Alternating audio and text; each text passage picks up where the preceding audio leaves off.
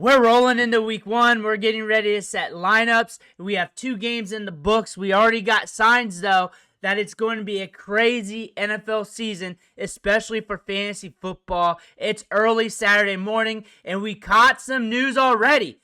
Quinshon Judkins going to sign with the Browns. Is not going to be available week one, but this is a big-time get that's free in a lot of leagues, or has been free in a lot of leagues, that we got to talk about. We're doing another deep dive on him today, so you know about Quinshon Judkins, the good, the bad, the ugly. Before we dig in, though, you need to click that subscribe button right now. When news hits, there's a deep dive. When there's a trending waiver wire video, I will do deep dives that week, multiple. So I'm here for you. On top of that, we go deep on the waiver wire multiple times throughout the week, not just one little video where you're looking for lists of players. We'll do it every single day, going deeper and deeper by the week. On top of that, we have multiple different videos to help you set lineups, from battle videos to the must-start series where you just look at the game scripts. And on top of that, rankings this year. More than anybody else. Click that button, stop missing out. Quinshon Judkins, he's back. Browns agree to terms with Quinshon Judkins on his 4-year rookie contract. He will sign it today. The NFL is still reviewing Judkins' domestic battery case, though. Pay attention to that. That's something that could creep up somewhere down the line. He's signing, and he will be out there. There's more to talk about, though. Remember, his return was going to be soon. We called the alarm on that. This was days ago. It felt like yesterday, but it was days ago. And we're watching him from afar, and everything feels like it's moving slow with him, but once we're in season, it's going to ramp up. Quinshon Judkins, you look at him as a name in your drafts. You look at him as potentially getting him up off the waiver wire. I've seen a lot of people cut him, whether it's looking at message boards, Facebook groups, Twitter, maybe my comment section as they're trying to jockey their bench or shuffle the chairs on the Titanic before they hit that iceberg. This is a prospect you need to take seriously. That's the thing. You need to take him very seriously. We're going to dig into this. 3-star recruit from 24/7 Sports. They slept on him. College football did not. They did not. 26 offers. Big-time schools were after him. It is rare a 3-star ranked this low gets this many offers from big-time programs. Ole Miss, Notre Dame, Auburn, Florida. And if you're wondering why I know this, it's because I cover high school football recruiting in the off-season. I don't stop. January, February, March. This is why I know these players, like these deeper stashes and stuff, because the work's not done when the season's over. I keep going, and I look at these guys from when they're playing in high school. And Quinshon Judkins, you go to the tape, he had the goods then. He had the good size. He moved well, 1,400 yards that final year. There's a lot of good indicators of Quinshon Judkins. Then we get to Ole Miss. The thing about Ole Miss during his freshman season, they had a good gatekeeper there, Zach Evans, former 5-star recruit, had a very funny recruiting process where he catfished like half the programs in college football before he decided to go to TCU. He goes to TCU. When he's on the field, he shows promise but never puts it together. We go to Ole Miss. We show promise there, but we get beat out by a freshman, Quinshon Judkins. And when you're a freshman, you waltz into the SEC, you're playing behind an Ole Miss offensive line. Nothing against Ole Miss, but it's the SEC, and during that time, it was tough. It's still tough. 1,500 yards, 16 touchdowns as a freshman. As a freshman. That is a good indicator that you got something special coming along. Next year, we do it again. 1,100 yards, 15 touchdowns. Getting a lot of touches. Now we're at Ole Miss. We kind of hit as far as we're going to go. So we transferred to Ohio State. 1,000 yards, 14 touchdowns. Sharing the backfield with Trevion Henderson.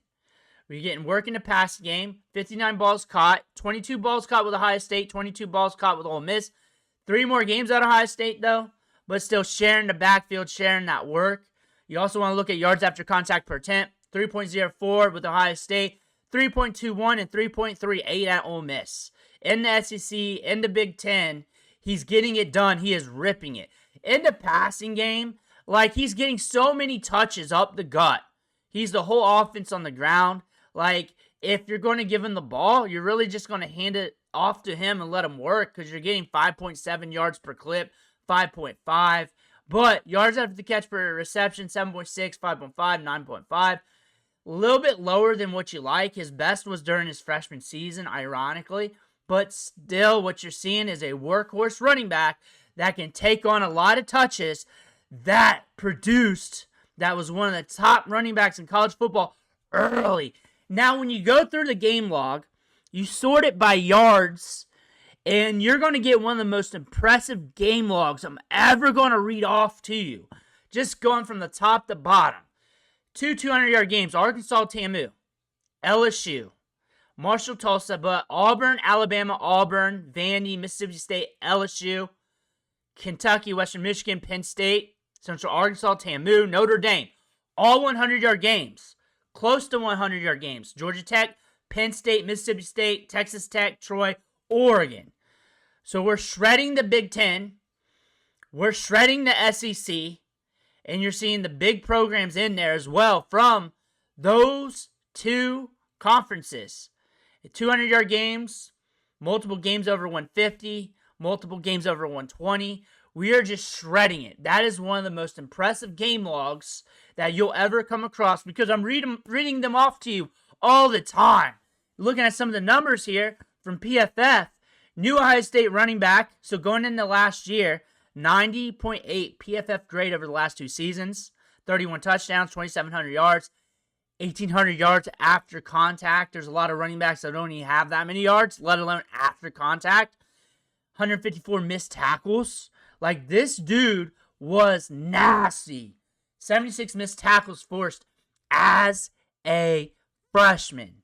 This dude was nasty. One of the top running backs in college football. When College Football 25 came out, he was so good that he was used to advertise the game.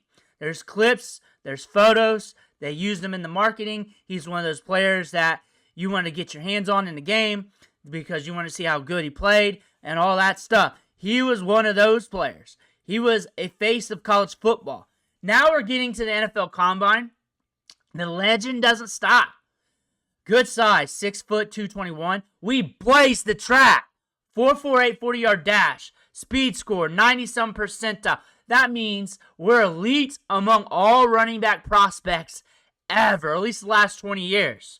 94th percentile burst score. Elite among all running back prospects. Bench press up there, 24 reps. 221 pounds. Best comparable per numbers. Production. Athletic scores. Nick Chubb, former great Browns running back. Still in the league, still kicking it. Generational talent.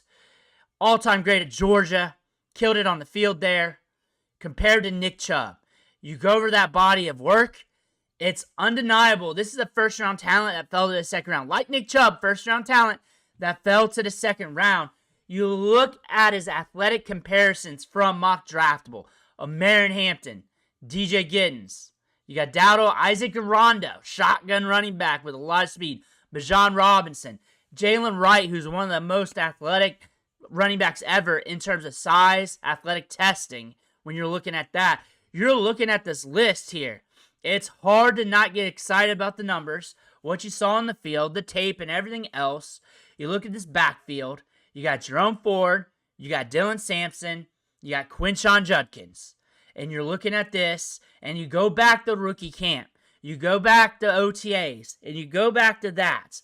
Do not be thinking about training camp right now. Go back and think about that. Because when we were watching rookie camp together, I hope you're staying along with me and hitting that subscribe button so you can watch rookie camp with me, because I'm the guy with the clips. I show all the clips of your rookies. You know about these rookies before you get to your draft. You know more about these rookies than anybody else by watching me. Judkins and Sampson looks like the Bash Bros from the Mighty Ducks. When you compare their profiles, both those guys, they trump Jerome Ford. And Sampson is a running back that would pair nicely with a running back like Quinshon Judkins. Those two running backs, over the course of time, I'm also talking dynasty as well, are going to feed off each other. I think they're both good running backs. Sampson, record setter at Tennessee, looked good last year. I think he's going to fit well with Quinshon Judkins. Judkins at Ohio State knows how it feels to split up the workload. He's done that with Hendo. And now you're looking at the Browns. This has been a bad Browns team forever. Nick Chubb got it done. Nick Chubb got it done. Judkins' talent is going to emerge eventually. You look at Jerome Ford. He's good enough to get it done. He's good enough to get by. He's a good enough running back. He can help any team in the National Football League. But not good enough to set you apart, to help you win games. That is something to pay attention to. Dylan Sampson is a decorated running back prospect. No shade to him. He will still have value in fantasy football. Over the course of time, it could be a bumpy road this season as running backs need time to ramp up, but still good. Catching balls out of the backfield. He's got good speed. He's faster than what's listed there on the 40 because he was hurt during the offseason, but he was trying to get something out there. In high school, he ran the 100 and the 10s. That's top-tier speed, especially for his size. He had good size during high school. So you're looking at Dylan Sampson here. Very explosive running back. Can hit over 20 miles per hour on the field with pads on. That's something we're looking at here. You're looking at these running backs here. Jerome Ford, 565 yards, 5.4 yards per carry. He's a good running back. He's a good running back. You could have a three-headed monster here. You could have them sharing the workload. He's a good buffer back for your rookies to ramp up to take off, to blast off down the line later this season. Nick Chubb, 3.3 yards per carry last year, coming back from that injury. We root for Nick Chubb. But you look at this, it lends you the notion that they need more in a big way.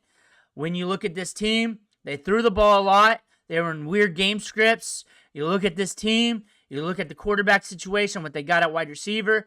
They're probably going to be in weird game scripts. But in neutral game scripts, they try to be even Steven, a little bit more. 35 pass attempts to 24, 59% pass rate. So it drops in the rankings a little bit more. They're a slower, more methodical team. They'll try to run the ball. Stefanski's known for that. He wants to run the football. He wants running backs. They're going to use these running backs. That's a key cog in their system, using the running backs. The one thing about this, you got to expect rookies to need time to ramp up. They ramp up in different ways. Look at Jahmyr Gibbs' art. So it could be something like that, but maybe a little bit longer. But on top of that, you're going to be looking at this Browns team. They're going to need Quinshon Judkins, and they need to explore his talent immediately. Immediately. So he might get a ramp-up period, and it could be week 7, 8, 9 before he starts hitting. But he has the potential to hit big, just like Gibbs, Bijan, Saquon. He's that type of level running back that you're getting for free right now. Now, you need to hold for as long as possible. Compared to all those stashes that we're talking about, Ja'Cory Crosby-Merritt, Ollie Gordon, this is different. This is different. This is totally different. Because what those running backs did in college, he was doing it like right out of high school. Like right out of high school in the SEC. Toughest conference in college football. Then went to the Big Ten. Had some big games against the top programs. Nothing but a list of the top programs having big production scores against. Give him a little bit of time. He's going to need a longer ramp-up time than usual. It's going to be hard to stash once bye weeks hit, injuries hit. We're going to see a lot of injuries this year. Give him time to ramp up, but you look at this schedule. Look at the start of this. If they get by Cincy, they get the win, they're going to be okay. They're going to feel all right. You got Baltimore.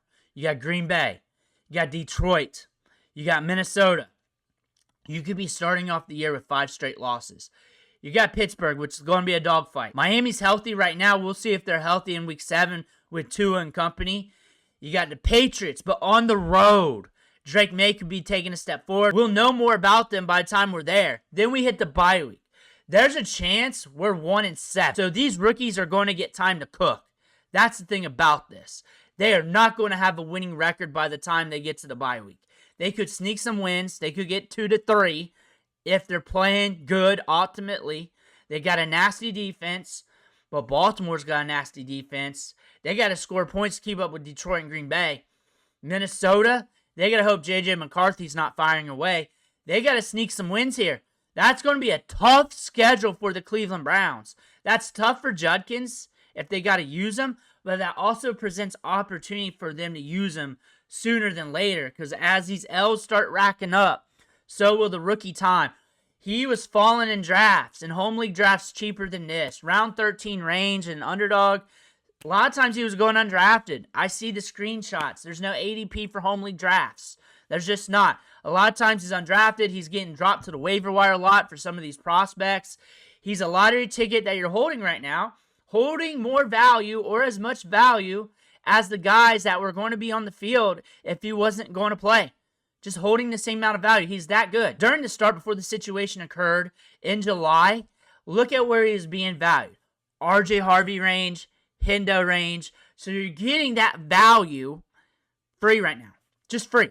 Just free. You know you're going to have to ramp up. You know it's going to take some weeks. You know that. Common sense. You also got these guys at quarterback. I do a lot of videos. I will have another Shedeur video out today. A lot of people want that content, so that's why I do that. But also Flacco, Gabriel. Not super exciting. Slower paced offense. It doesn't matter when it's free. It doesn't matter when it's free. Free first round talent. That's why you need him. That's why you need to stash him. That's why he's a big prospect. Also, this team's been bad, and Nick Chubb's been good with this team. They're going to pound him out once they realize the talent. They have realized the talent. They have realized the talent. They know what they got. Browns ramp up. He's going to need time. He's going to need time. But you don't want him to figure it out while he's on somebody else's roster.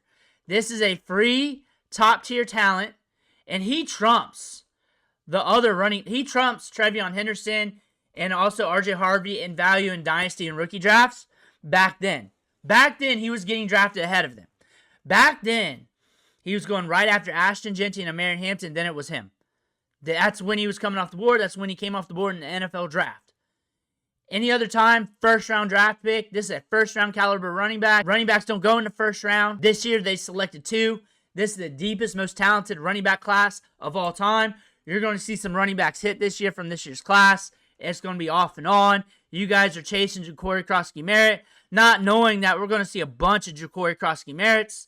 And even better, this guy's a lot better. A lot better prospect. A lot better prospect. From high school to the SEC, to the Big Ten, to now.